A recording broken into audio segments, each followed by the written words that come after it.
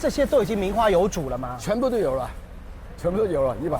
现在我还100多台都是有主人的。是啊，要敲賣的。打低啲歐洲佬，啱唔啱聽啊？差唔多啊！哇，喺黑色喎，真係幾靚仔喎，進步都冇問題啊！唔好有鏡，有鏡我同佢影相。因為中國人嘅技術上邊喺咁短時間喺外國可以同嗰啲世界各地嘅日本車廠、歐洲車廠嚟競爭，係咪先？即係佢都能夠可以贏到出嚟，咁係我哋中國嘅驕傲嚟嘅。咁我而家依家820咧，佢好多配置咧，同埋個速度啊嘅嘢咧，都可以贏日本嘅車。如果同價嘅車，佢已經係 number one 㗎啦。